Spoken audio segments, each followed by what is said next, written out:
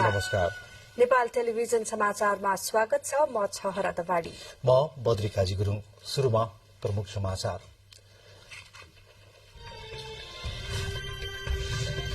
राष्ट्रपति विद्यादेवी भण्डारीद्वारा संघीय संसदका दुवै सदनको संयुक्त बैठकलाई सम्बोधन। अर्थतन्त्रमा देखिएका समस्या समाधानको खोजी गर्न संसदलाई राष्ट्रपतिको आग्रह।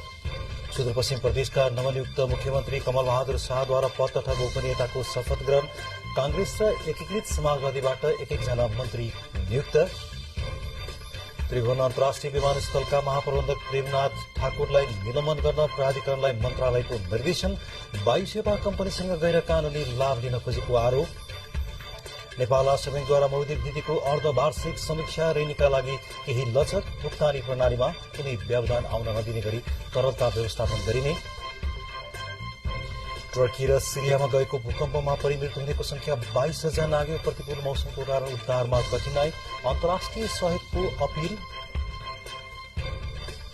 र साफ U20 महिला च्याम्पियनशीपमा उपविजेता बनेको नेपाली टोली स्वदेश फर्किए। पूर्व तयारीमा केही कमजोरी हुँदा नेपाली टोली उपविजेतामा सीमित हुनु परेको नेपाली प्रशिक्षकले भनाए।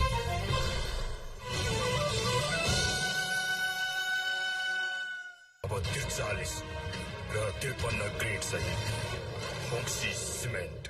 Ready? Wow. Mia, can you send me that? Sure. Mia, can you send me that? Mia, can you send me that? Will you send me that? Not you, Mia. Hey, can you send me that? Sure.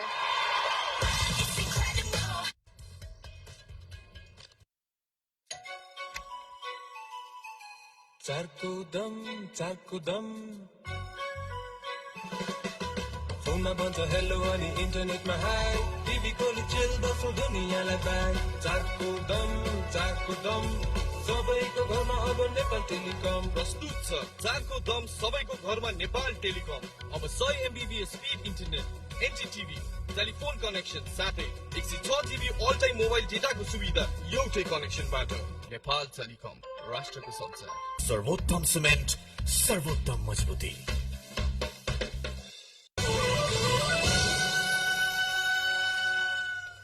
समाचार अब विस्तारमा। राष्ट्रपति विद्यादेवी भण्डारीले मुलुकको राजनीति सही मार्गमा हिँडेको भन्दै विकास र समृद्धितर्फ सबैको ध्यान केन्द्रित हुनुपर्ने बताउनु भएको छ। संघीय संसदको संयुक्त बैठकलाई सम्बोधन गर्दै राष्ट्रपति भण्डारीले स्वास्थ्य, शिक्षा, रोजगारको क्षेत्रमा व्यापक सुधार गर्दै देशको अर्थतन्त्रमा देखिएका समस्याको समाधानको खोजी गर्न आवश्यक रहेको बताउनुभयो। राष्ट्रपति विद्यादेवी भण्डारीले संघीय संसदको संयुक्त बैठकलाई सम्बोधन गर्नुहुँदै कृषि, स्वास्थ्य, शिक्षा, भौतिक पूर्वाधार लगायतको क्षेत्रमा सुधार गर्नुपर्ने बताउनुभयो। राष्ट्रपति भण्डारीले देशको अर्थतन्त्र सुधार्न, आन्तरिक उत्पादन वृद्धिका लागि समन्वयात्मक रूपमा काम गर्नुपर्ने खाँचो औलाउनुभयो। राष्ट्रपति भण्डारीले कृषि उत्पादनलाई केन्द्रमा राखेर समयमै मल, बिउ, प्रविधि तथा उपकरण सहज रूपमा उपलब्ध गराउनु पर्ने पनि बताउनुभयो। कृषिमा पूर्णकालीन रोजगारी उपलब्ध गराउन आवश्यक रहेको उल्लेख गर्दै राष्ट्रपति भण्डारीले गरिबी न्यूनीकरणका लागि उद्योग क्षेत्रको रोजगारीले महत्वपूर्ण भूमिका निर्वाह गर्ने बताउनुभयो। राष्ट्रपति भण्डारीले कामका लागि युवा विदेशी नै अवस्थाको अन्त्य गर्न मुलुकभित्रै रोजगारी सिर्जनाका लागि सार्वजनिक र निजी क्षेत्रबीच सहकार्य आवश्यक रहेकोमा जोड दिनुभयो। गुणस्तरीय शिक्षाका साथै जीवन उपयोगी पाठ्यक्रम र पठन पाठन पनि आवश्यक रहेकोमा पनि राष्ट्रपति भण्डारीको जोड थियो। युवाको ऊर्जालाई देशभित्र उपयोग गर्ने पर्याप्त अवसर तयार गर्न सरकार र निजी क्षेत्रको सहकार्य जरुरी छ। युवा शिक्षाका साथै रोजगार र स्वरोजगार गर्न तालिम विस्तार गरी तालिम प्राप्त युवालाई रोजगारी र उद्यम विकासका लागि वित्तीय पहुँचको सुनिश्चित गर्ने वातावरण तयार गर्नु पर्दछ। राष्ट्रपति भण्डारीले मुलुकको विकास पूर्वाधार आयोजनाको गति सुस्त रहेकाले त्यस सम्बन्धी समस्या सम्बोधनका लागि विद्यमान कानूनमा सुधारको खाँचो पनि औल्याउनु भयो। उहाँले वातावरणीय प्रभावको पाटो पनि उत्तिकै ध्यान दिन सुझाव दिनुभयो। विकास आयोजनाको काममा अन्तर्निकायबीच समन्वय आवश्यक रहेको पनि राष्ट्रपति भण्डारीले औल्याउनु भयो। पूर्वाधार निर्माणमा देखिएको समन्वयको कमीलाई हल गरी एकै स्थलमा निर्माण हुने विभिन्न प्रकारका पूर्वाधारको एकीकृत रूपमा विकास गर्न आयोजनाको सुरुवातमै आपसी समन्वयको उपयुक्त संयन्त्र निर्माण गर्नु आवश्यक छ। मुलुकको व्यापार सन्तुलनका लागि नीति कार्यक्रम परिलक्षित हुनुपर्नेमा जोड दिँदै उहाँले सुशासन कायम गराउन सार्वजनिक सेवा चुस्त दुरुस्त हुनुपर्ने बताउनुभयो। मुलुकमा शान्ति सुरक्षा कायम गर्नु सरकारको प्रमुख जिम्मेवारी भएको बताउँदै राष्ट्रपति भण्डारीले शिक्षा क्षेत्रको सुधारका लागि जनशक्ति र स्रोतमा व्यापक सुधार आवश्यक रहेको बताउनुभयो। देशका सबै खाले उत्पादनलाई विश्वविद्यालयका पाठ्यक्रमसँग जोड्न आवश्यक रहेको बताउँदै उहाँले सबै नागरिकलाई सरल, सुलभ र सहज रूपमा स्वास्थ्य सेवा उपलब्ध गराउन स्वास्थ्य बीमालाई प्रभावकारी ढंगले अगाडि बढाउनु पर्ने बताउनुभयो। सहज, सरल स्वास्थ्य सुविधा सुनिश्चित हुनुपर्नेमा जोड दिँदै स्वास्थ्य क्षेत्रका जनशक्तिलाई प्रोत्साहन गर्ने नीति ल्याउनु पर्नेमा पनि राष्ट्रपति भण्डारीको जोड थियो। केशवराज विष्ट, नेपाल टेलिभिजन। प्रतिनिधि सभा नियमावली मर्यादा समितिको म्याद 7 दिन थप गरिएको छ। समितिका ज्येष्ठ सदस्य चित्रबहादुर केसीले शुक्रबार दोस्रो पटक बसेको प्रतिनिधि सभा बैठकमा समितिको म्याद थप गर्नका लागि पेश गर्नुभएको प्रस्ताव सर्वसम्मतिले पारित गरेको हो। बैठकमा ज्येष्ठ सदस्य केसीले प्रतिनिधि सभा नियमावलीको प्रारम्भिक मर्यादा तयार भएको तर त्यसलाई पूरा गर्न 7 दिन समय लाग्ने निर्णय समितिबाट भएकाले सोही प्रस्ताव आफूले प्रतिनिधि सभा बैठकमा पेश गरेको जानकारी दिनुभयो। गत माघ 10 गते 21 सदस्यीय प्रतिनिधि सभा नियमावली मर्यादा समिति गठन गरिएको थियो। समितिलाई कार्य प्रारम्भ भएको मितिले 15 दिनभित्र सो मर्यादा प्रतिनिधि सभामा पेश गर्ने कार्यादेश दिएको थियो। गत माघ 13 गतेदेखि काम शुरू गरेको समितिको म्याद आजै सकिँदै थियो। प्रतिनिधि सभाको अर्को बैठक माघ 29 गते आइतबार अपराह्न 3 बजेका लागि बोलाइएको छ। सत्ता साझेदार दलहरूको उच्च स्तरीय राजनैतिक संयन्त्रको बैठकमा मन्त्री परिषदलाई पूर्णता दिने विषयमा छलफल भएको छ। प्रधानमन्त्री निवास बालुवाटारमा आज बसेको सत्ता गठबन्धन दलहरू नेकपा एमाले, नेकपा माओवादी केन्द्र, राष्ट्रिय स्वतन्त्र पार्टी र राष्ट्रिय प्रजातन्त्र पार्टीका शीर्ष नेताहरू सम्मिलित संयन्त्रको बैठकमा मन्त्रीमण्डललाई पूर्णता दिने र सरकार सञ्चालनको विषयमा छलफल भएको हो। रासोपा सरकारबाट फिर्ता भएपछि अहिले 5 वटा मन्त्रालय प्रधानमन्त्री स्वयंले सम्हाल्दै आउनु भएको छ।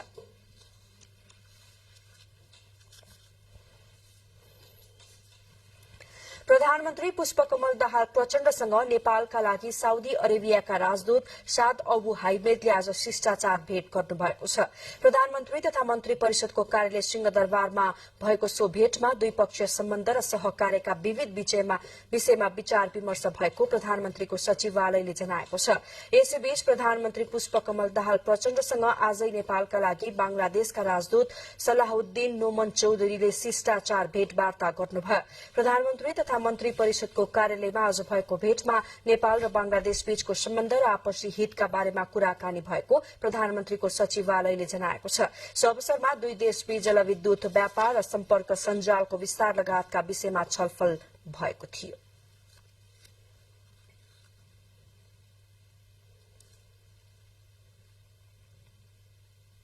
समाचारको क्रम जारी छ। अब केही बेर विश्राम। उत्कृष्ट गहुँबाट तयार गरिएको याञ्चक आटा केयर दुगर समूहको उत्कृष्ट उत्पादन, उच्च सोचको निर्माण, Sagarmatha cement, जुनीलाई।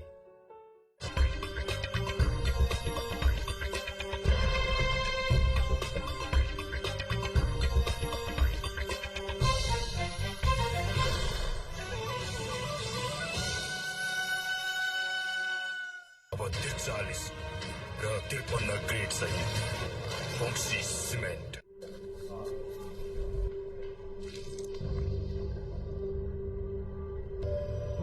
Beat sensitivity fast with Sensodyne Rapid Relief. Works in 60 seconds. सर्वोत्तम सिमेन्ट, सर्वोत्तम मजबुती।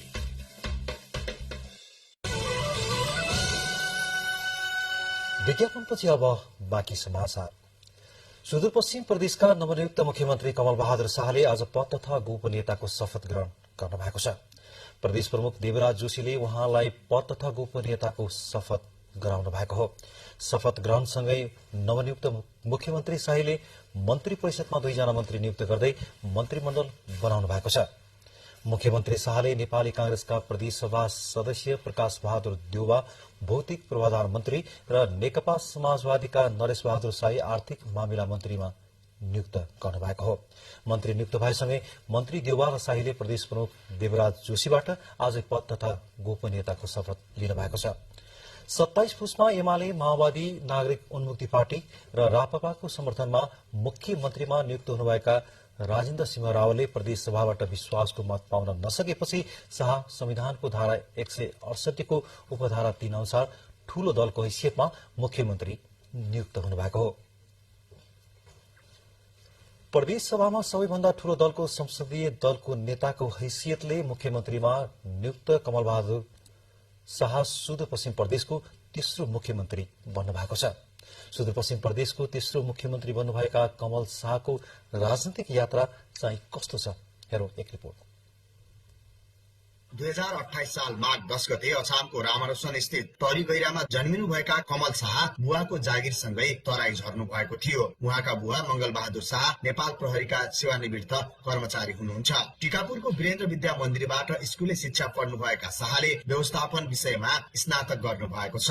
2044 सालमा नेविसन हुँदै उहाँ राजनीतिमा प्रवेश गर्नु भएको हो। क्याम्पस इकाइ सदस्यबाट राजनीतिमा आउनुभएका शाह 2046 सालदेखि 52 सालसम्म तरुण दलको खेलकुद विभागमा केन्द्रीय सदस्य हुनुभयो। त्यसकै केन्द्रीय कोषाध्यक्ष र सचिव हुँदै उपाध्यक्ष समेत बन्नुभयो। पार्टीको 9औं महाधिवेशनदेखि 14औं महाधिवेशनसम्म उहाँ महासमिति सदस्य बन्नु भएको छ। 2046 र 2063 को जनआन्दोलनमा पटक पटक गरी 4 महिना बन्दी जीवन पनि उहाँले बिताउनु भएको छ। नेपाली कंग्रेसका नेता केशव सिंह कडायतको जीवनीबाट आफूलाई राजनीतिमा आउन प्रेरणा मिलेको उहाँको भनाइ छ। 2070 सालको दोस्रो संविधान सभा निर्वाचनमा कैलाली क्षेत्र नम्बर 2 बाट उम्मेद्वार बन्नुभएका शाह त्यसबेला पराजित हुनुभएको थियो। 2079 को प्रदेश सभा निर्वाचनमा उहाँले मुख्य प्रतिस्पर्धी एमाले छोडेर नागरिक उन्मुक्तिबाट चुनाव लड्नुभएका रतन थापालाई हराएर चुनाव जित्नु भएको हो। चुनावपछि कंग्रेसका 19 जना प्रदेश सभा सांसदहरू मध्ये 7 जना संसदीय दलको नेता बन्न भनेर मनोनयन दर्ता भएको थियो, जसमा सबैलाई मिलाएर सहमतिमा शाह दलको नेता चयन हुनुभयो। मुख्यमन्त्री भएपछि शाहले कृषि, पर्यटन, सड़क र शिक्षालाई प्राथमिकतामा राखेर काम गर्ने बताउनुभयो। यो सबै कुराहरूलाई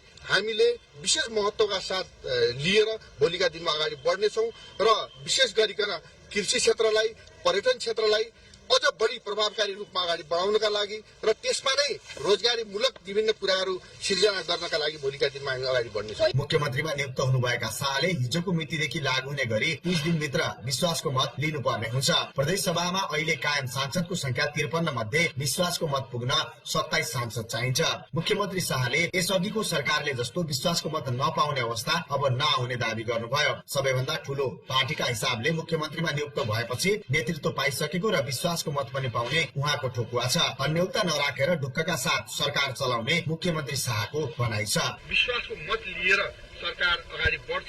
विश्वासको मत पाउन एमाले बाहेक माओवादी केन्द्र र नागरिक उन्मुक्तिसित पनि मिलेर जाने कंग्रेसको रणनीति रहेको उहाँको भनाइ छ। सीताराम ओझा, नेपाल टेलिभिजन, कैलाली। राष्ट्रिय सभाका नवनिर्वाचित सदस्य कुमार दसौतीले राष्ट्रिय सभाका अध्यक्ष गणेश प्रसाद तिमिल सेना समक्ष पद तथा गोपनीयताको शपथ लिनुभएको छ। सिंहदरबार स्थित संघीय संसद सचिवालय भवनमा आज आयोजित कार्यक्रममा सांसद दसौतीले पद तथा गोपनीयताको शपथ लिनुभयो। दसौती यही माघ 25 गते दाङमा भएको राष्ट्रिय सभा सदस्यको उपनिर्वाचनबाट निर्वाचित हुनुभएको हो।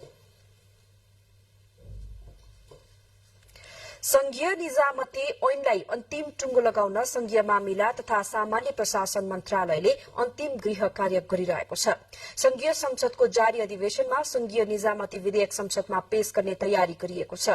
विधेयकलाई थप परिमार्जन गर्न विज्ञहरूसँग परामर्श भइरहेको छ। यसै क्रममा आज पूर्व सचिवहरू मधुरमण आचार्य, डाक्टर मान बहादुर बिके, विमल वाग्ले, बालकृष्ण प्रसाई, कृष्णहरि बास्कोटा र शंकर अधिकारीले आफ्नो सुझाव दिनुभएको छ। पूर्व सचिवहरू संघीयता कार्यान्वयनका लागि निर्णायक मानिएको संघीय निजामती ऐन कार्यान्वयनमा ल्याउन ढिला भएको उल्लेख गर्दै समय सापेक्ष बनाएर अघि बढाउन सुझाव दिनुभएको छ। संघीयता कार्यान्वयनको अहिलेसम्मको अनुभव, विकसित नयाँ घटनाक्रम र नेपालको आवश्यकतालाई आधार मानेर परिमार्जन सहित विधेयक ल्याउन मन्त्रालयले गृह कार्य गरिरहेको मन्त्री अमनलाल मोदीले जानकारी दिनुभयो। नेपालमा संघीयता लागू भए पनि संघीय निजामती ऐन, संघीय प्रहरी ऐन जस्ता कानून नभन्दा संघीयता कार्यान्वयनमा चुनौती थपिएको उहाँले बताउनुभयो। प्रधानमन्त्री पुष्पकमल दाहाल प्रचण्डले समेत संघीय निजामती ऐन संसदको जारी अधिवेशनमा नै टेबल गर्ने वातावरण बनाउन यसअघि नै निर्देशन दिइसक्नु भएको छ। समाचारको क्रम अझै जारी छ, फेरि केही बेर विश्राम। उत्कृष्ट गहुँबाट तयार गरिएको याञ्चक आटा हेयर दुगर समूहको उत्कृष्ट उत्पादन, उच्च सोचको निर्माण, सगरमाथा सिमेन्ट, जुनी जुनीलाई।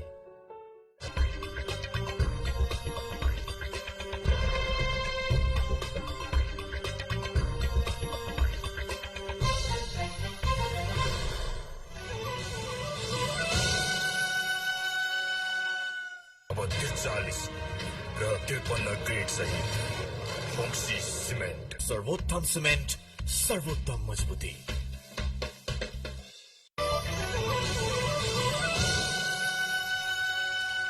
तपाईँ यति बेला नेपाल टेलिभिजनबाट प्रसारण भइरहेको समाचार हेरिरहनु भएको छ।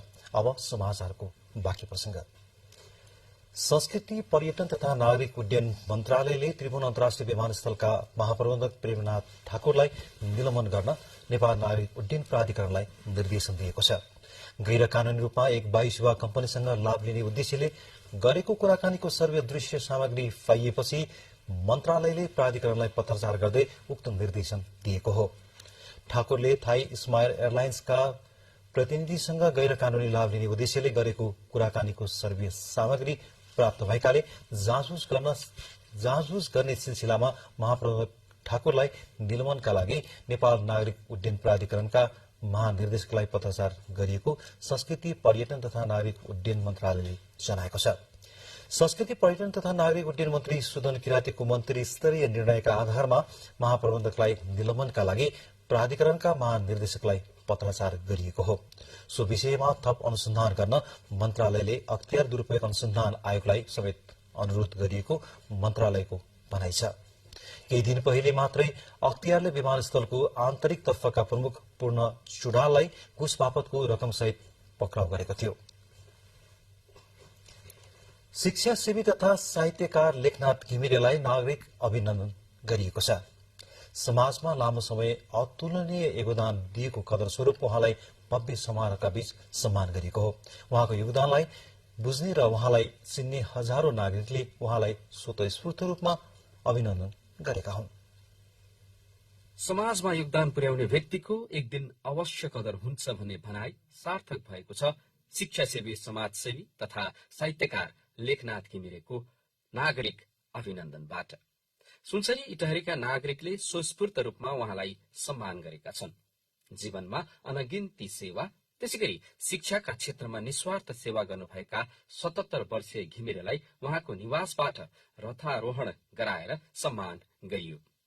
उहाँको सम्मानमा डाक्टर रमेश घिमिरे र कवि टीका आत्रेयले तयार पारेको अमूल्य शब्द श्लोकले रचित घिमिरेकै उचाइ जत्रो ताम्रपत्रले उहाँको अभिनन्दन गरियो। त्यसैगरी उहाँको सम्मानमा 131 जना लेखकले लेखेको 572 पन्नाको पुस्तक सार्थक जिन्दगी निर्वाचन आयोगका प्रमुख आयुक्त दिनेश कुमार थपलिया लगायतका अतिथिले लोकार्पण गर्नुभयो। कुनै पनि व्यक्तिको सम्मान र कदर उसको धन सम्पत्ति, उसका मित्र आफन्त, कुल कुटुम्ब यी आदि इत्यादिको आधारमा हुँदैन, उसले गरेको कर्मको आधारमा निर्धारण गरिन्छ।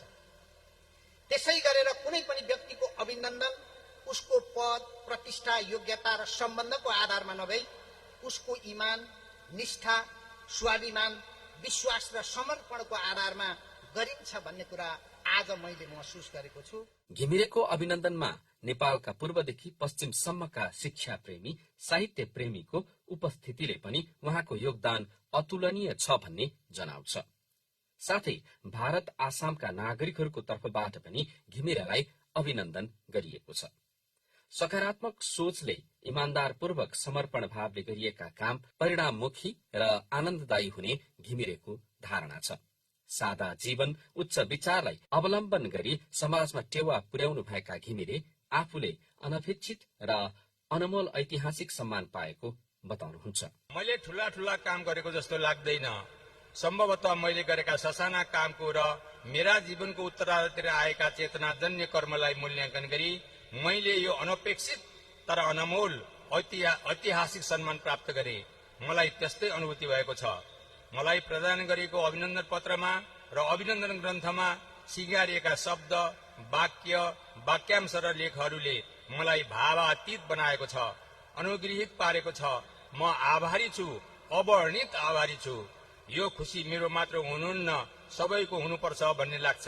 घिमिरेलाई अभिनन्दनका लागि विक्रम सम्वत 2078 साल चैत्र 17 गते साहित्यकार अनिल पौडेलको अध्यक्षतामा लेखनाथ घिमिरे नागरिक अभिनन्दन मूल समारोह समितिको गठन गरिएको थियो।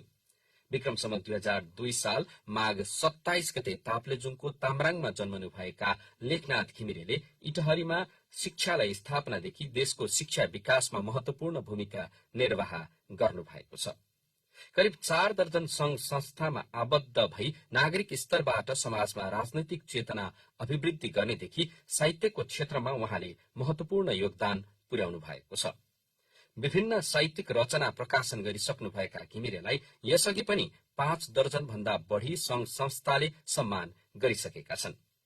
समाजको भलोमा जीवन व्यतीत गर्न शिक्षाको विकासमा अनवरत लाग्नेदेखि राजनैतिक खबरदारीमा पनि महत्वपूर्ण भूमिका निर्वाह गर्नुभएका घिमिरे समाज विकासको एक जिउँदो इतिहास हुनुहुन्छ।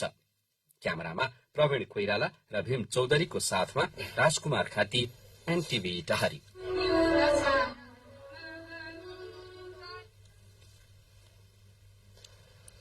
कपिलवस्तुमा लामखुट्टेको टोकाइबाट सर्ने हात्तीपाली रोगको उन्मूलनका लागि रोग विरोधको औषधि सेवन अभियान शुरू गरिने भएको छ। यसअघिका अभियानमा औषधि सेवन नगर्दा हात्तीपाली रोग उन्मूलन गर्न नसकिएकोले फागुन 11 गतेबाट 15औं औषधि सेवन अभियान शुरू गर्न लागि हो।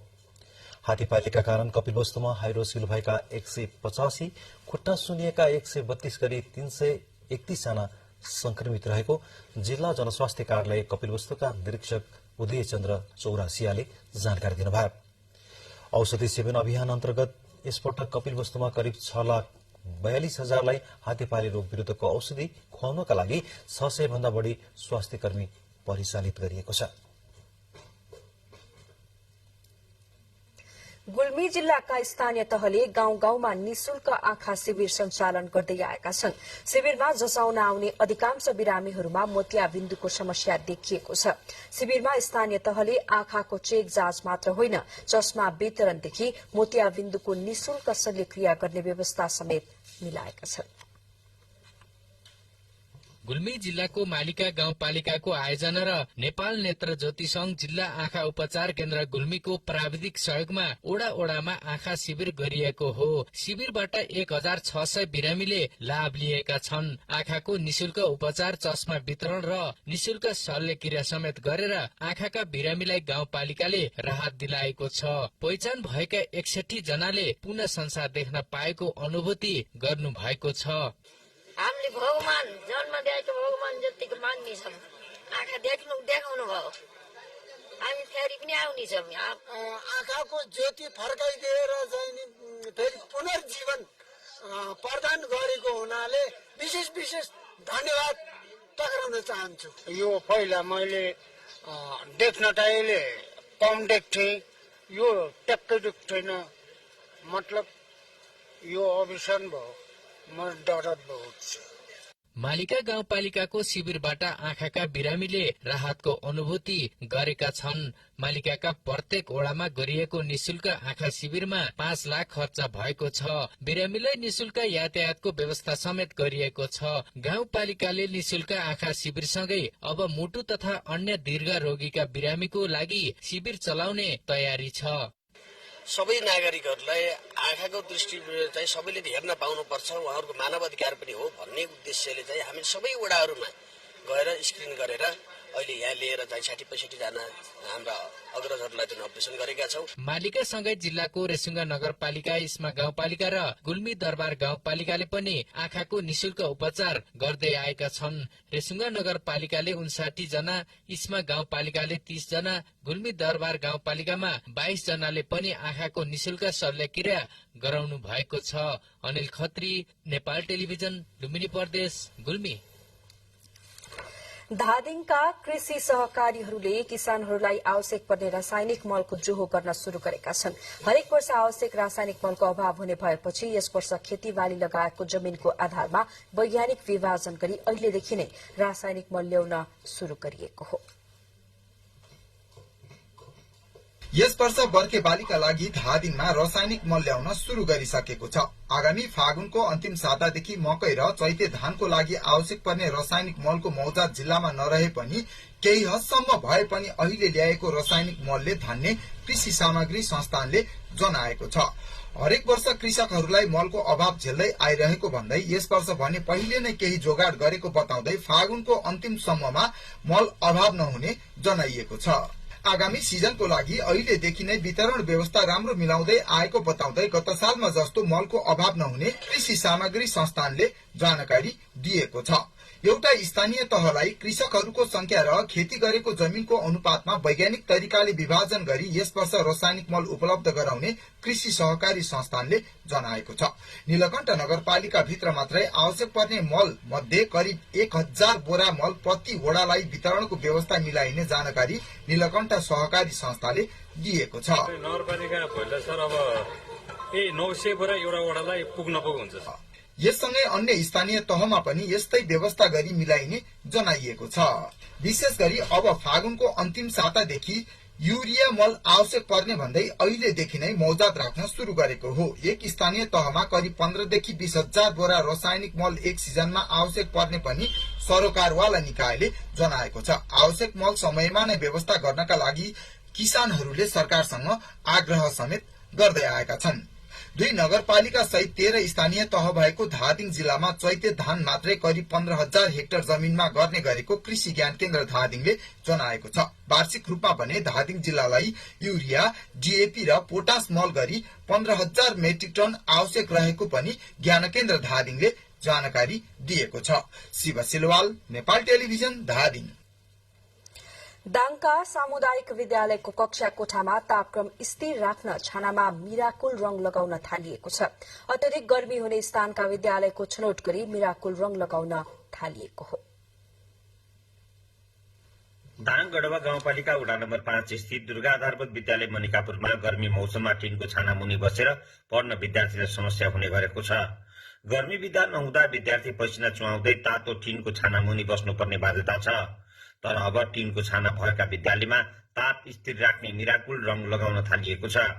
यसबाट विद्यार्थीलाई तापबाट जोगाउन सकिने देखिएको छ। जापान सरकारको सहयोगमा सामुदायिक विद्यालयमा मिराकुल रंग लगाउन थालिएको हो। टेन्ट लगाएको कोठाको तल र नलगाएको हेर्दाखेरि 10 डिग्रीको फरक देख्नुभयो। त्यसले गर्दा धेरै आशा छ अबका दिनहरूमा जेठ असार अबको गर्मी दिनमा शिक्षण अध्यापन कार्यमा केही सहज हुन्छ कि भन्ने आशा गरेका छौं। मिराकुल रंगले सूर्यको किरणलाई रिफ्लेक्ट गरेर फर्काउने भएकाले टिनको छानामुनि बसेका विद्यार्थीलाई सहज हुने अनुसन्धानबाट पत्ता लागेको छ। मिराकुल रंग नेपालमा सहजमा किन्न पाइँदैन। अहिले जापान सरकारले नेपालका केही सामुदायिक विद्यालयमा नमुनाको लागि रंग लगाउने काम थालेको हो। यो रंगले ताप स्थिर राखेमा आगामी दिनमा सबैजसो सामुदायिक विद्यालयमा यही रंग लगाउन सकिने गढवा गाउँपालिकाले जनाएको छ। अत्याधिक गर्मीका कारण विद्यालयको पठन पाठन समेत प्रभावित हुँदै आएकोमा अबदेखि कक्षा कोठाभित्र ताप स्थिर राख्न सकिएमा सहज हुने गढवा गाउँपालिकाका अध्यक्ष एम नारायण पोखरेलले बताउनुभयो। अत्याधिक गर्मीका कारणले पठन पाठन नै अवरुद्ध हुने खालको जुन अवस्था छ यसलाई चाहिँ हल गर्न सकिन्छ र यो सफल भयो भने हामी उहाँहरूसँग समन्वय गरेर यहाँका सबै विद्यालयहरूमा यो खालको प्रविधि प्रयोग गरेर अगाडि बढ्ने सोच बनाएका छन्। तराई क्षेत्रमा बढ्ने अत्याधिक गर्मीका कारण हरेक वर्ष विद्यार्थीको पठन पाठन प्रभावित हुँदै आएको छ। कक्षा कोठाभित्रको तापलाई स्थिर राख्न वैकल्पिक उपायको खोजी र त्यसको प्रयोगमा ध्यान दिन आवश्यक छ।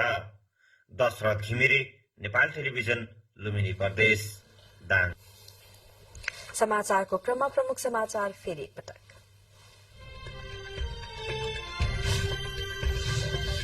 राष्ट्रपति विद्यादेवी भण्डारीद्वारा संघीय संसदका दुवै सदनको संयुक्त बैठकलाई सम्बोधन। अर्थतन्त्रमा देखिएका समस्या समाधानको खोजी गर्न संसदलाई राष्ट्रपतिको आग्रह। सुदूरपश्चिम प्रदेशका नवनियुक्त मुख्यमन्त्री कमल बहादुर शाहद्वारा पद तथा गोपनीयताको शपथ ग्रहण। कांग्रेस र एकीकृत समाजवादीबाट एक जना मन्त्री नियुक्त। त्रिभुवन अन्तर्राष्ट्रिय विमानस्थलका महाप्रबन्धक प्रेमनाथ ठाकुरलाई निलम्बन गर्न प्राधिकरणलाई मन्त्रालयको निर्देशन। वायु सेवा कम्पनीसँग गैर कानूनी लाभ लिन खोजेको आरोप। नेपाल राष्ट्र बैंकद्वारा मौद्रिक नीतिको अर्धवार्षिक समीक्षा। ऋणीका लागि केही लचक। भुक्तानी प्रणालीमा कुनै व्यवधान आउन नदिने गरी तरलता व्यवस्थापन गरिने। टर्की र सिरियामा गएको भूकम्पमा परि मृत्यु हुनेको संख्या 22,000 नाग्यो। प्रतिकूल मौसमका कारण उद्धारमा कठिनाई। अन्तर्राष्ट्रिय सहयोगको अपील। र साफ अन्डर-20 महिला च्याम्पियनशीपमा उपविजेता बनेको नेपाली टोली स्वदेश फर्किए। पूर्व तयारीमा केही कमजोरी हुँदा नेपाली टोली उपविजेतामा सीमित हुनु परेको नेपाली प्रशिक्षकको भनाइ। 2072 सालको विनाशकारी भूकम्पबाट सिन्धुलीमा विक्षत भएका सामुदायिक विद्यालयहरूमा नयाँ भवन निर्माण गरिएको छ। यसैले विकास बैंक र नेपाल सरकारको लगानीमा जिल्लाका 41 सामुदायिक विद्यालयहरूको भवनको निर्माण सम्पन्न भएको छ। एसियाली विकास बैंक एडीबीको ऋण सहयोगमा सिन्धुलीमा 48 वटा विद्यालय भवन निर्माण भएका छन्। 2072 सालको विनाशकारी भूकम्पबाट क्षतविक्षत भएका विद्यालय भवन पुनर्निर्माणमा एडीबीको ऋण सहयोग भएपछि जिल्लाका ग्रामीण क्षेत्रमा समेत सुविधा सम्पन्न विद्यालय भवन निर्माण भएको छ। जिल्ला स्थित विभिन्न माध्यमिक विद्यालयमा 2 करोड़ माथि लगानीमा विद्यालय भवन निर्माण भएको हो। एडीबीको ऋण सहयोग र नेपाल सरकारको अनुदानमा जिल्लाका 41 वटा विद्यालय पुनर्निर्माण कार्य सम्पन्न भइसकेको र 7 वटा विद्यालय भवनको धमाधम निर्माण भइरहेको शिक्षा विकास तथा समन्वय इकाइ सिन्धुलीका प्रमुख निर्मल कुमार घिमिरे बताउनुहुन्छ। एसियाली विकास बैंकको ऋण सहयोग र नेपाल सरकारको साझेदारीमा यस जिल्लामा चाहिँ 48 वटा विद्यालयहरू चाहिँ पुनर्निर्माण भइरहेका छन्। त्यसमध्ये 41 वटा विद्यालयको पुनर्निर्माणको कार्य सम्पन्न भइसकेको छ। 7 वटा विद्यालयहरूको निर्माण कार्य भइरहेको छ। 2072 सालको वैशाख 12 र 29 गतेको विनाशकारी भूकम्पबाट जिल्ला स्थित विभिन्न विद्यालयका 3197 वटा कक्षा कोठामा क्षति भएको विवरण छ, जसमध्ये विभिन्न राष्ट्रिय तथा अन्तर्राष्ट्रिय संघ संस्था, जिल्ला आयोजना कार्यान्वयन इकाइ शिक्षा तथा एडीबीको सहयोगमा हालसम्म झण्डै 2500 कक्षा कोठा पुनर्निर्माण भइसकेको छ। विद्यालयमा सुविधा सम्पन्न भवन सहित भौतिक पूर्वाधार निर्माणसँगै शिक्षाको गुणस्तर वृद्धिमा समेत जोड दिनुपर्ने देखिन्छ। नेपाल टेलिभिजनका लागि अनिल भण्डारी, बागमती प्रदेश, सिन्धुली। फेरि पनि विद्यालयकै प्रसंग। तनहुँको व्यास नगरपालिकाले विपन्न र अभिभावक विहीन बालबालिकालाई पढाउन विद्यालय नै सञ्चालन गरेको छ। यसै आर्थिक वर्षदेखि सञ्चालित विद्यालयमा विपन्न र अभिभावक विहीन 46 जना बालबालिकाले आवासीय सेवा सहितको शिक्षा लिइरहेका छन्।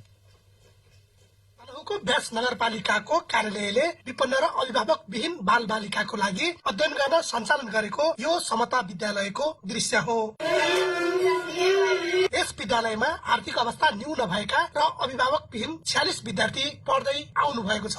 अध्ययनरत सबै विद्यार्थीलाई यसै विद्यालयमा निशुल्क खाने, बस्ने र पढ्ने व्यवस्था गरिएको छ। पढाइको अलावा अतिरिक्त क्रियाकलापमा समेत ध्यान दिएर आफूहरूले विद्यार्थीलाई सिकाएपछि शैक्षिक गुणस्तर प्रभावकारी तवरले वृद्धि भएको शिक्षक शान्ति सापकोटा वाग्लेले बताउनुभयो। तिनीहरूको लेखन सिप यति छिटो परिवर्तन भएको छ कि असाध्यै राम्रो लेख्छ, अति छिटो पढेका छन् यिनीहरूले। यहाँ अध्ययनरत विद्यार्थी आपसमा मिलेर खाने, मिलेर बस्ने, मिलेर गृह कार्य गर्ने र मिलेर सुत्ने गर्दै आउनु भएको छ। कक्षा 1 देखि 5 सम्म पढाइ हुने यस विद्यालयमा 5 जना शिक्षकले पढाउँदै आउनु भएको छ। विद्यार्थीलाई बसाइ र सुरक्षा व्यवस्था प्रभावकारी बनाउन व्यास नगरपालिकाको कार्यालयले 2 जना सुरक्षा गार्ड, 1 जना माली र 1 जना भान्सेको व्यवस्था गरेको छ। यस विद्यालयमा दलित, जनजाति र अन्य समुदायका बालबालिका पढ्दै आउनु भएको छ। करिब 15 रोपनी क्षेत्रफलमा फैलिएको विद्यालयमा प्रत्येक वर्ष स्तरोन्नति गर्दै लैजाने योजना रहेको व्यास नगरपालिकाको कार्यालयले जनाएको छ। शिक्षाको पहुँचबाट कोही पनि बालबालिका वञ्चित हुन नपरोस् भन्ने उद्देश्यले व्यास नगरपालिकाको कार्यालयले विद्यालय स्थापना गरेको व्यास नगरपालिकाका प्रमुख वैकुण्ठ नेउपानेले बताउनुभयो। शिक्षाको पहुँचबाट बाहिर रहने अवस्था सिर्जना नहोस्, सबैले शिक्षा प्राप्त गर्न सकुन् भन्ने उद्देश्यका साथ व्यासनगर समता विद्यालय हामीले समता भन्नाका साथ जो पछाडि परेको छ त्यो वर्गलाई अगाडि ल्याउने हिसाबले नै हामीले त्यो कार्यक्रमलाई चाहिँ सुरुवात गरेका हौं। व्यास नगरपालिकाको कार्यालयले जस्तै अन्य स्थानीय तहले पनि यस्तो विद्यालय स्थापना गरे अभिभावक विहीन र विपन्न बालबालिका शिक्षाको ज्योतिबाट वञ्चित हुनुपर्ने थिएन। पूर्ण विके, नेपाल टेलिभिजन, गण्डकी प्रदेश, नरंगा, तनहुँ। महिलालाई प्रविधिको क्षेत्रमा प्रोत्साहन गर्नुपर्नेमा महिला अधिकार कर्मीहरूले जोड़ दिएका छन्। बियोन्ड बेजिङ कमिटिले आयोजना गरेको कार्यक्रममा महिला अधिकार कर्मीहरूले अनौपचारिक क्षेत्रमा काम गर्ने महिलाहरू तथा घरेलु कामदारको रूपमा कार्यरत महिलाहरूको अधिकार उपभोगको अवस्थाबारे सरकारले ध्यान दिनुपर्नेमा जोड़ दिनुभयो। न्यूयोर्कमा मार्च 6 देखि शुरू हुने संयुक्त राष्ट्र संघीय CSW को 67औं अधिवेशनमा नेपालको पनि सहभागिता रहने त्यसपखत जानकारी दिइएको छ।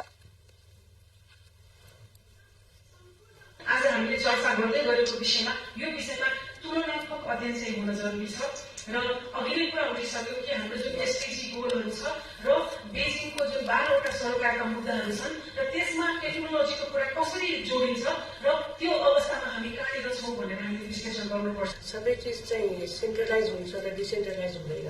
डिसेन्ट्रलाइज हुनुपर्छ र त्यसमा सरकारको कतिसम्मको सहयोग चाहिन्छ र सरकारको कतिसम्म जिम्मेवारी छ त्यसमा सरकारको दायित्व सरकारले बुझिदिनु पर्यो। उहाँहरूको चाहिँ त्यो मिटिङ्सहरू डिफ्रेन्ट सेसन्सहरूमा हामी चाहिँ लबी गरेर भयो कि त्यहाँलाई उनीहरूले डाइरेक्टली लेखेर दिएर भयो कि होइन, त्यसरी पनि गर्छौं।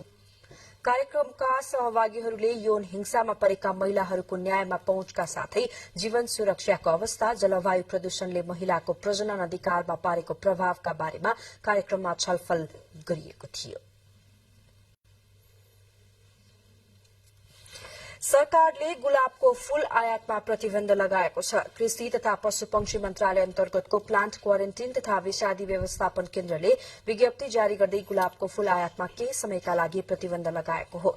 भारतको सिमानाका काकरभिट्टा, भण्टाबारी, विराटनगर, मलंगवा, जलेश्वर, वीरगंज, तातोपानी, एयरपोर्ट, रसुवा, भैरहवा, कृष्णनगर, गड्डाचौकी, लोमानथाङ, बैतडी नाकाबाट तत्कालका लागि गुलाबको फूल नेपालमा आयात गर्न नपाइने विज्ञप्तिमा उल्लेख छ। अर्को सूचना जारी नभएसम्मका लागि यो प्रतिबन्ध कायम रहनेछ। अब अन्तर्राष्ट्रिय समाचार। टर्कीको पूर्वी भाग र छिमेकी सिरियामा सोमबार गएको भूकम्पमा परि हालसम्म 22,300 भन्दा बढ़ीको मृत्यु भएको छ भने 10,000 घाइते भएका छन्। टर्कीको विपद व्यवस्थापन निकायले अन्तर्राष्ट्रिय सहायताका निम्ति अपील गरेको छ। उद्धारकर्मीहरूका अनुसार टर्कीमा 18,991 जना तथा सिरियामा 3,377 जनाले ज्यान गुमाएका छन्। सिरियाको सरकारको नियन्त्रित क्षेत्रमा 1,340 जना हताहत भएका छन् भने विद्रोही पकड जमाएको भूभागमा 2,037 जनाले ज्यान गुमाएका छन्। टर्की र सिरियाले अन्तर्राष्ट्रिय सहायताका निम्ति अपील गरेका छन्। विश्व ब्याङ्कले 1 अर्ब 78 करोड़ अमेरिकी डलर राहत सहायता उपलब्ध गराउने प्रतिबद्धता व्यक्त गरेको छ। संयुक्त राष्ट्र संघका महासचिव एन्टोनियो गुटेरसले अन्तर्राष्ट्रिय समुदायलाई टर्कीका भूकम्प पीड़ितका लागि थप आर्थिक सहायता उपलब्ध गराउन आह्वान गर्नुभयो। साथै उहाँले आगामी साता टर्की र सिरियाका निम्ति आर्थिक सहायता जुटाउन दात्री निकायको सम्मेलन आयोजना गर्ने घोषणा पनि गर्नुभयो। यसअघि अन्तर्राष्ट्रिय रेड क्रस र रेड क्रिसेन्ट सोसाइटीले तत्काल आफ्नो आपतकालीन कोषबाट नगद सहायता परिचालन गर्ने बताएको थियो। संयुक्त राष्ट्र संघीय सहायता निकायका 6वटा विशाल वाहन राहत सामग्री लिएर सिरिया पुगेका छन्। यो सहायता सिरियाका लागि पहिलो अन्तर्राष्ट्रिय सहयोग हो। टर्कीका केही प्रभावित क्षेत्रमा पानी, इन्धन र बिजुली नहुँदा अझ धेरैको ज्यान जान सक्ने चिन्ता विश्व स्वास्थ्य संगठनले व्यक्त गरेको छ। यसैगरी बेलायत लगायत देशले टर्की र सिरियाका भूकम्प पीड़ितका लागि आर्थिक सहायता तथा राहत सामग्रीका निम्ति सर्वसाधारण एवं परोपकारी संस्थासँग आग्रह गरेका छन्। अमेरिकाले पनि सिरियामाथिको प्रतिबन्धले मानवीय सहायतामा अवरोध नहुने जनाउँदै सहयोगको घोषणा गरेको छ। मानवीय सहायताका कार्यमा प्रतिबन्ध लागू नहुने पनि बताइएको छ। बाँकी समाचार एकैछिनपछि।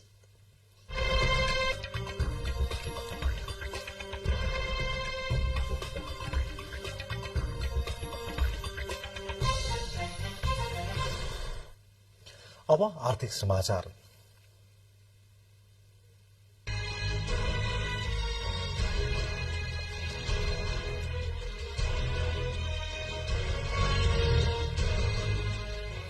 नेपाल राष्ट्र बैंकले ऋणीहरूलाई राहत दिने गरी मौद्रिक नीतिको अर्धवार्षिक समीक्षा गरेको छ। राष्ट्र बैंकले शुक्रबार सार्वजनिक गरेको मौद्रिक नीतिको अर्धवार्षिक समीक्षामा ऋणीका लागि केही लचकता अपनाएको हो। राष्ट्र बैंकले 2080 जेठ मसान्तसम्मको लागि ऋणीले भुक्तानी गर्नुपर्ने कर्जाको साउ ब्याज दायित्वको भाका नागेको 1 महिनाभित्र भुक्तानी गरेमा पेनाल ब्याज लिन नपाउने व्यवस्था गरेको छ। यसै व्यवस्थाले ऋणीले राहत महसुस गरेका छन्। बैंक तथा वित्तीय संस्थाहरूले कायम गर्नुपर्ने कर्जा र निक्षेप बीचको औसत ब्याज दर अन्तर तथा ऋणीबाट लिने प्रिमियम सम्बन्धी व्यवस्थाको अनुगमन थप प्रभावकारी बनाउने भएको छ। 8.5% को ओभरनाइट तरलता सुविधालाई 7% झारेको छ। त्यस्तै मौद्रिक नीतिको समीक्षा मार्फत राष्ट्र बैंकले स्थायी तरलता सुविधा दरमा दिँदै आएको ओभरनाइट रिपो सुविधा नीतिगत रूपमा दिने व्यवस्था गरेको छ। त्यस्तै मौद्रिक नीतिको अर्धवार्षिक समीक्षाले ब्याज दर करिडोर प्रभावकारी हुने र भुक्तानी प्रणालीमा कुनै व्यवधान आउन नदिने गरी तरलता व्यवस्थापन गरिने उल्लेख गरेको छ। चालू आर्थिक वर्षको मौद्रिक नीतिमा लिइएका लक्ष्य तथा प्रक्षेपणहरूलाई भने यथावत राखिएको छ। अर्थमन्त्री विष्णु पौडेलले मुलुकको अर्थतन्त्र जटिल अवस्थामा रहे पनि क्रमिक रूपमा सही लाइनमा फर्कदै गएको बताउनु भएको छ। शुक्रबार नेपाल मसलन्द तथा शैक्षिक सामग्री उद्योग संघको 23औं वार्षिक उत्सव समारोहमा बोल्नुहुँदै मन्त्री पौडेलले अर्थतन्त्रमा देखिएका समस्याको समाधानमा सरकार गम्भीर रहेको धारणा राख्नुभयो। अहिले मुलुकको आर्थिक गतिविधि बढ्दै गएकाले त्यति चिन्ता गर्नुपर्ने अवस्था नरहेको पनि उहाँको भनाइ थियो।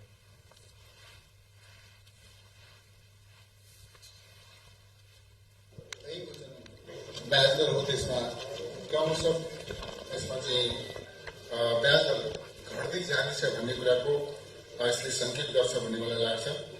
त्यस्तै गरी ऋणीहरूका समस्याका बारेमा पनि सरकार राष्ट्र बैंक एकसाथ चिन्तित, राष्ट्र बैंक पनि चिन्तित छ, सरकार पनि चिन्तित छ भन्ने कुरा म यहाँ राख्न चाहन्छु।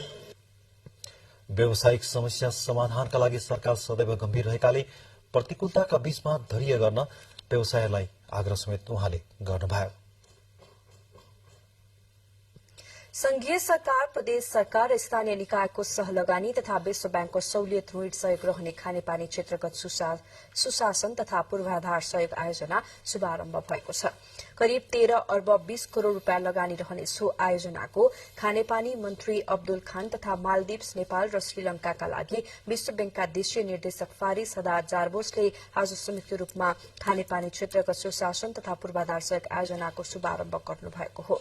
विश्व बैंकबाट प्राप्त हुने 8 करोड़ अमेरिकी डलरको सहुलियतपूर्ण ऋण सहयोग तथा नेपालको 2 करोड़ अमेरिकी डलर बराबरको आन्तरिक लगानीमा आयोजना कार्यान्वयन हुनेछ। आयोजना कर्णाली प्रदेशको वीरेन्द्रनगर र शारदा नगरपालिका तथा सुदूरपश्चिम प्रदेशका दिपायल, सिलगढ़ी नगरपालिका एवं बडगोरिया, जोशीपुर र जानकी गाउँपालिका गरी 6वटा पालिकामा कार्यान्वयन हुनेछ। यी दुवै प्रदेश तुलनात्मक रूपमा विपन्न एवं खानेपानी तथा सरसफाई सेवामा कम पहुँच साथै जलवायु परिवर्तनको जोखिममा रहेका क्षेत्र हुन्। सुरक्षित खानेपानी तथा सरसफाई सेवाको पहुँच विस्तारसँगै एकीकृत जलस्रोत व्यवस्थापनको प्रवर्धनमा सहयोग पुर्याउने आयोजनाको लक्ष्य छ। आयोजना स्थानीय पालिकाहरूको प्रत्यक्ष सहभागितामा सञ्चालन गरिनेछ। आयोजनाले नेपालले आत्मसात गरेको संघीयताको सिद्धान्त अनुरूप दिगो र समतामूलक विकास प्रक्रियामा टेवा पुर्याउने लक्ष्य लिएको छ। कपिलवस्तुका नागरिकका लागि कर सम्बन्धी सेवा लिन कृष्णनगर जानुपर्ने बाध्यता हटेको छ। जिल्लाका करदाताले अब सदरमुकाम तौली हवा स्थित नयाँ कर कार्यालयबाट कर सम्बन्धी सेवा सुविधा दिन थालिएको छ। कार्यालयमा नयाँ दर्ता, आयकर, मूल्य अभिवृद्धि कर, अन्तरशुल्क, कर चुक्ता लगायतका सेवाहरू लिन पाउने गरी व्यवस्था मिलाइएको छ। अहिले जिल्लाका 6 पालिकाले तौली हवाबाटै कर सम्बन्धी सेवा सुविधा लिएका छन्। यसअघि जिल्लाका सबै पालिकालाई कर सम्बन्धी सेवा दिँदै आएको आन्तरिक राजस्व कार्यालय कृष्णनगरले अब जिल्लाको पश्चिम क्षेत्रका शिवराज, कृष्णनगर, महाराजगंज नगरपालिका र विजयनगर गाउँपालिकालाई मात्र कर सेवा प्रवाह गर्नेछ।